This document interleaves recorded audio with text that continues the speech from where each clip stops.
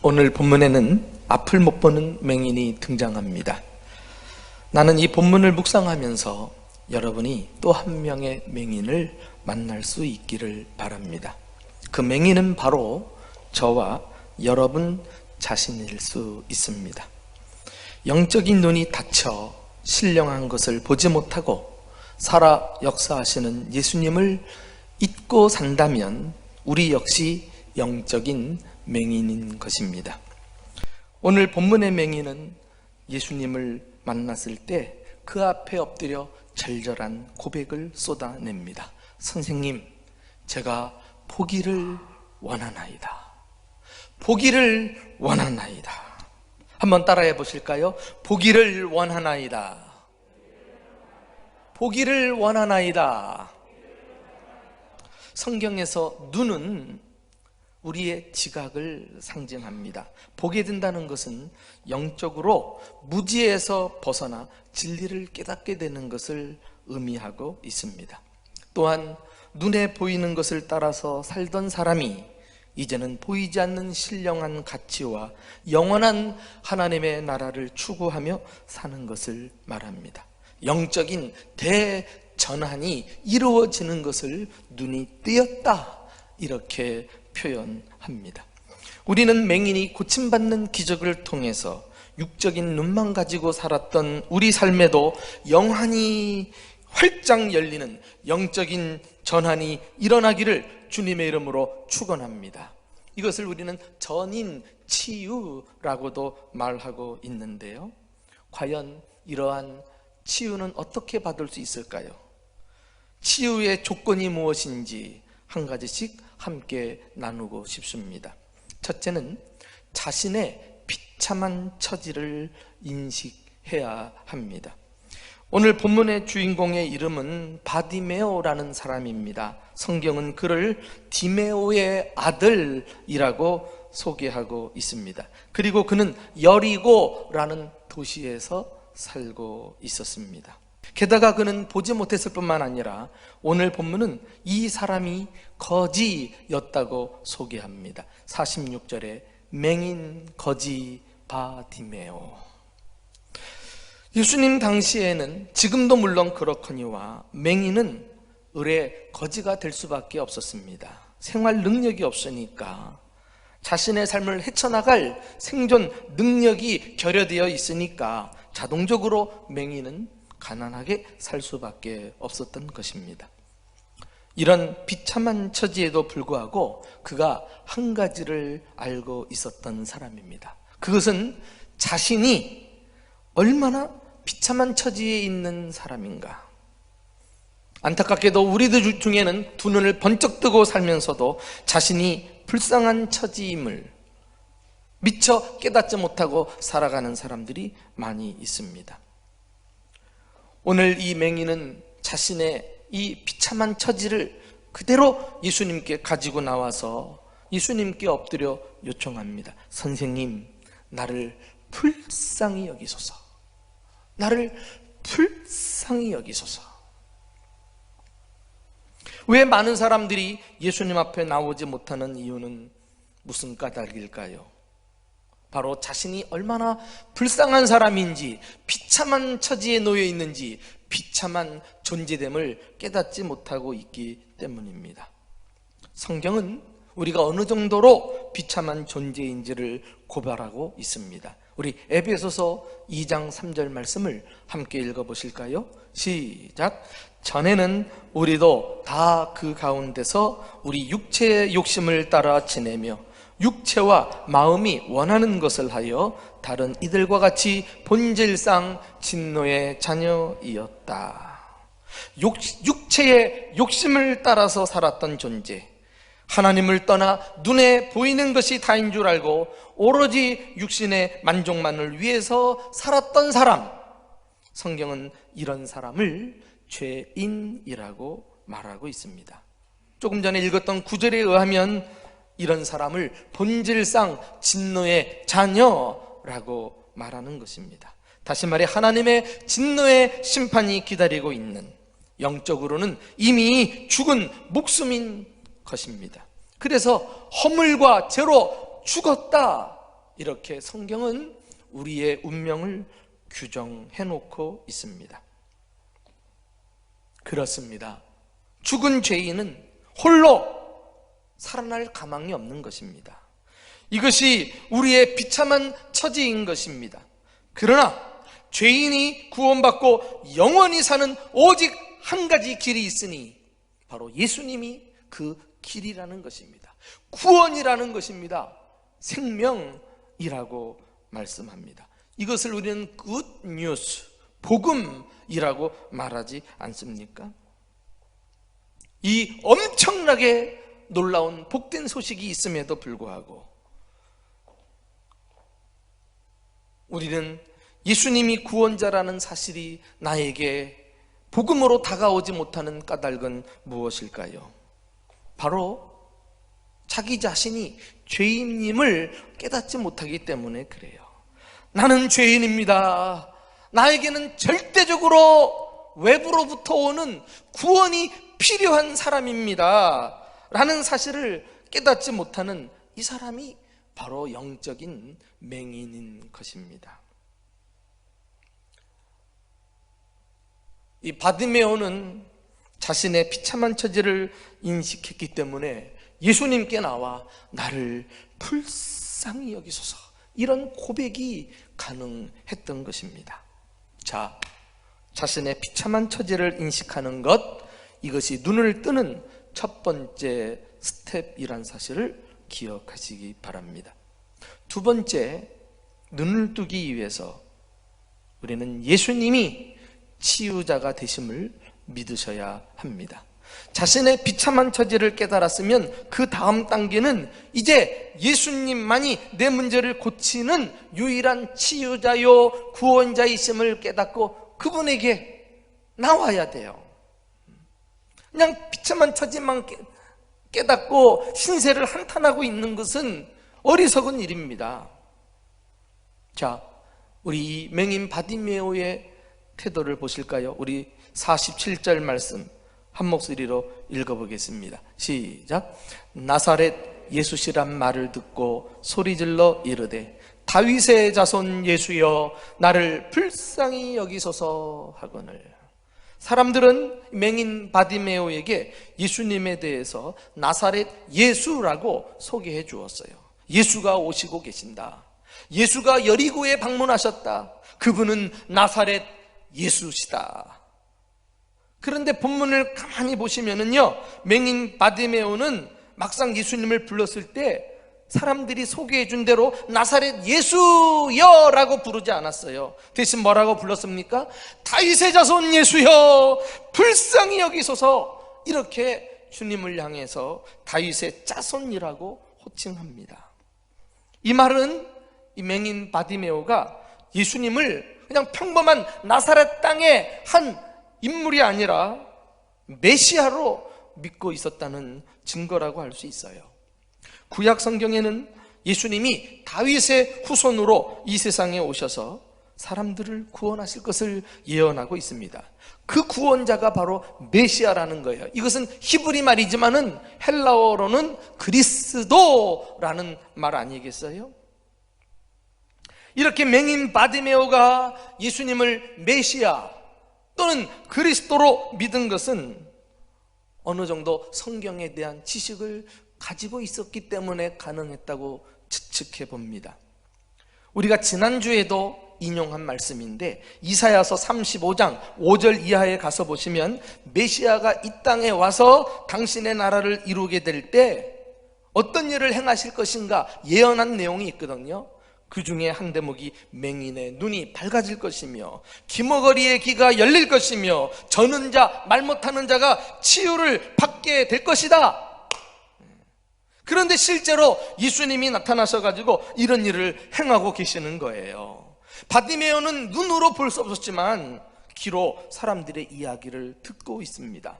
야, 나사렛 예수가 사람들의 눈을 뜨게 했다. 귀를 열었다. 저는 자, 말 못하는 사람들이 예수님을 만나서 고침을 받았다.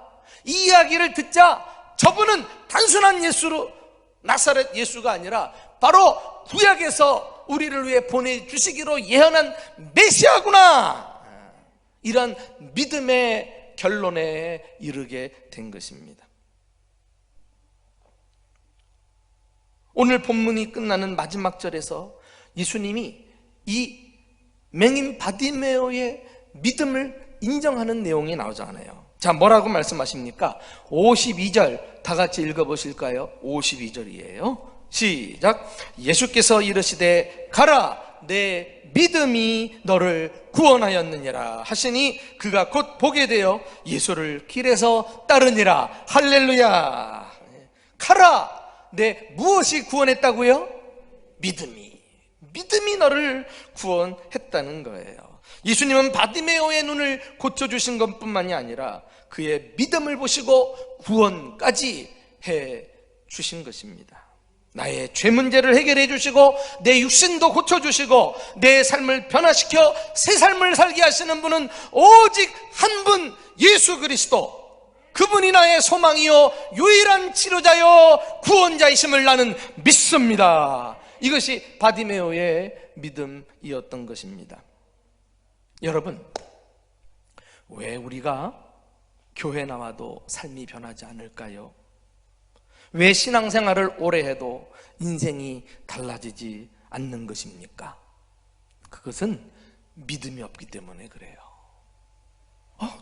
내가 주님을 믿기 때문에 이렇게 나와 예배드리는 거 아니에요? 그렇다면 그 믿음이 퇴색됐거나 변질되었기 때문입니다. 여러분, 기적을 경험하기 위해서는 무슨 대단한 믿음이 필요한 것이 아니에요. 그 원초적인 믿음, 예수 그리스도를 유일한 구주로 믿고 그분을 신뢰하고 그분을 내 삶의 문제를 치료하는 치료자로 의지하고 살아가는 것, 그 믿음을 보시고 주님은 우리에게도 오늘날 구원을 베풀어 주시는 것입니다. 여러분, 우리가 예수를 믿은 지 오래되었지만 그 믿음을 점검하지 못하고 오랜 세월이 흘러가면서 믿음의 찌꺼기가 다닥다닥 붙어있는 것은 아닐까요? 이것이 믿음이 변질된 거예요. 이것이 내 믿음이 순수하지 못하고 세상을 닮아 퇴색한 거예요. 여러분, 지금 우리는 재앙의 때를 지나가고 있다고 합니다.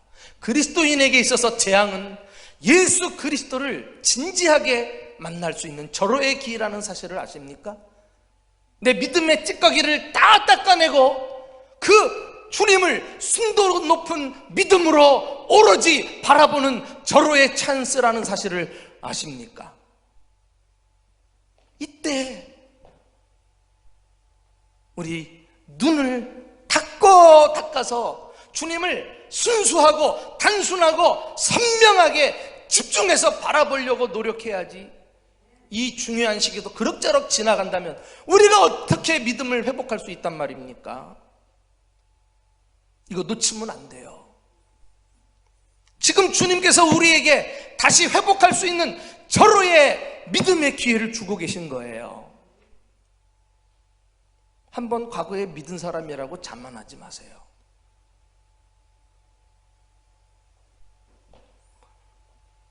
이 말씀을 준비하면서 욥이 생각나는 거 있죠. 욥은 한두 가지 재앙을 겪은 사람 아닙니다. 동시다발적으로 한 몸으로 재앙을 겪었어요. 가정도 망합니다. 자녀들도 다 잃고 재산도 떠나가고 자기 몸에 어려움도 겪잖아요. 그런데 그가 그 재앙을 통과하면서 놓치지 않았던 것은 주님에 대한 믿음. 주님은 반드시 나를 구원하실 것이다. 그 주님을 구원자로 신뢰하는 그 순수한 믿음을 지키면서 헤쳐나갔다니까. 이 믿음 없었으면 오늘날 우리가 아는 욥은 없었을 거예요. 자, 우리가 재앙 중에 욥이 고백했던 그의 믿음을 한번 좀 들여다보실까요? 욥기 19장 25절 말씀이에요. 다 같이 시작. 내가 알기에는 나의 대속자가 살아계시니 마침내 그가 땅 위에 서실 것이라. 아멘. 욥은 왜 이렇게 내가 재앙을 당해야 되는지 알 수 없었어요. 그러나 한 가지 아는 것, 한 가지 확신하는 것이 있었으니 나의 대속자, 무슨 말이에요? 구원자, 나의 치료자가 살아계신다. 그 믿음을 가지고 버텨냈다니까. 마침내 그가 땅 위에 서실 것이다. 무슨 말이에요? 그분이 나타나셔서 모든 문제를 다스리시고 관장하시고 하나님의 뜻을 이 땅에 이루어내실 것을 말씀하는 것 아니겠어요? 바디메오처럼, 그리고 욥처럼 예수님을 선명하게 바라보면서 예수님만이 내 문제를 해결해 주시고 변화 주실 것을 믿으며 예수님 앞에 나와 도움을 요청하는 저와 여러분 될 수 있기를 예수님의 이름으로 축원합니다. 다윗의 자손 예수여, 나의 대속자이신 그리스도시여, 나를 불쌍히 여주세요. 우리 교회를 불쌍히 여겨주세요. 우리 사회와 이 민족을 불쌍히 여겨주세요. 주님께서 이와 같은 믿음의 사람들이 드리는 간구를 지금 요청하고 계신다는 사실을 깨달아야 하겠습니다. 오직 예수 그리스도를 구주로, 치유자로 믿는 이것이 눈을 뜨는 두 번째 단계입니다. 마지막으로 눈을 뜨시려면 장애를 극복하는 태도를 가지셔야 해요. 맹인 바디메오는 단 한 번의 부르짖음으로 그 기도가 응답된 것이 아닙니다. 또 예수를 만나자마자 바로 눈을 뜬 것도 아니에요. 우리가 아는 대로 앞서 47절에서 나사렛 예수시란 말을 듣고 소리질러 다윗의 자손 예수여, 나를 불쌍히 여기소서, 놀라운 믿음 아닙니까? 그러면 바로 눈을 떠야 되지 않겠어요? 안타깝게도 우리 기대하고는 다르게 예수님이 즉각 응답하지 않았다니까요. 게다가 그를 가로막는 장애물까지 생겼어요. 예수를 애워쌌던 수많은 사람들이 바디메오가 소리질러 예수님을 찾으니까 그를 무시하는 듯 만류하는 그런 일이 일어납니다. 잠잠하라, 그를 꾸짖어 잠잠하라 라고 말했다 그랬어요. 아주 인격적으로 무시하는, 자존심 상하게 하는 말 아니에요? 대부분의 사람들이 주님을 찾다가도 바로 이런 난관을 만나면 그냥 딱 하고 무너져 버려요. 그걸 넘어가야 되는데 이 바디메오가 달랐습니다. 그는 적극적으로 자기에게 찾아온 장애를 뛰어넘어갈 줄 아는 사람이었어요. 오늘 본문에는 그의 이러한 믿음의 태도를 알 수 있는 두 가지 단어를 발견합니다. 첫 번째 단어가 48절에 나와요. 우리 한번 다 같이 읽어볼까요? 시작. 많은 사람이 꾸짖어 잠잠하라 하되 그가 더욱 크게 소리질러 이르되 다윗의 자손이여, 나를 불쌍히 여기소서 하는지라. 어떤 단어예요? 더욱 크게 소리질러. 이게 믿음입니다. 여러분, 우리가 한번 주님을 찾았다고 그거 믿었다고 자만하면 안 돼요. 난관이 있어도 더욱 크게 소리 질렀다. 조금 더 뒤로 물러서지 않고 주님께 기도하기를 멈추지 않는 이 믿음의 태도, 여기서 기적이 일어나는 거예요. 여기 더욱 크게 소리 질렀다. 어떤 영어 성경에는요, 이 소리 질렀다는 단어를 yelling이라는 단어, yelling, 우리와 같으면 보통 소리 질렀다, crying, 울부짖었다는 말로도 쓸 것 같은데 굳이 이 yelling이라는 단어를 사용한 것을 보면은요, 이거는 crying보다 더 큰 부르짖음이거든요. 어느 정도로 물에 빠진 사람이 죽기 살기로 살려달라고 비명을 지르는 것을 묘사할 때 쓰는 단어예요. 그에게는 눈치를 보는 게 없었어요. 창피도 몰랐어요. 주님 앞에 자기가 원하는 소원을 가지고 도움을 요청하고 있었던 것입니다. 이런 적극적인 태도, 얼마나 주님이 귀히 여겨 보셨으면은 머물러 서서 그를 불러내시지 않았어요? 이 대목에서 또 하나 우리가 눈여겨볼 중요한 믿음의 태도가 나와요. 자, 우리 49절, 50절 한번 볼까요? 어떤 단어인가? 다 같이 시작. 예수께서 머물러 서서 그를 부르라 하시니 그들이 그 맹인을 부르며 이르되 안심하라 일어나라 그가 너를 부르신다 하매 맹인이 겉옷을 내버리고 뛰어 일어나 예수께 나아오거늘. 할렐루야. 예? 여러분, 이 맹인의 태도를 보면서 믿음의 본질을 우리는 발견합니다. 믿음은 무엇입니까? 앞으로 나아가는 거예요. 뛰어오르는 거예요. 뒤로 물러서거나 머뭇거리는 건 믿음이 아닌 것입니다. 여러분, 맹인이 뛰었다는 말 들어보셨어요? 얼마나 반가웠으면 뛰었겠어요. 게다가 겉옷을 내버리고, 이런 말. 여러분, 겉옷이 뭡니까? 겉옷은 거지가 동량을 구할 때 입는 유니폼이에요. 또 밤이면 덮고 자는 이불과도 같아요. 유일한 그의 재산이 아니겠어요? 그의 전부인 것입니다. 그런데 이걸 내버린 것은 보통 믿음이 아닌 것입니다. 그는 알았어요. 아니, 믿었어요. 예수님을 만나기만 하면, 예수님께 나아가기만 하면 자신의 과거의 겉옷은 더 이상 필요 없는 물건임을 깨닫게 된 것입니다. 그리고 담대하게 과거 삶을 청산하고 이제 자기 앞에서 새로운 삶이 활짝 열릴 것을 내다본 그런 태도가 아닐까요? 이야, 정말 대단한 사람이에요. 얼마나 많은 사람들이 믿는다고 하면서 소심하고 부정적이고 소극적이어서 그동안 자신이 애지중지했던 거, 그거 놓지 못하고 그거 부여잡고 있다가 앞으로 나아가질 못해 과거의 발목이 붙잡혀서 믿음은커녕 불신앙적으로 문제를 해결하려는 때가 얼마나 많았습니까? 그렇게 해서 기적을 경험해 보셨나요?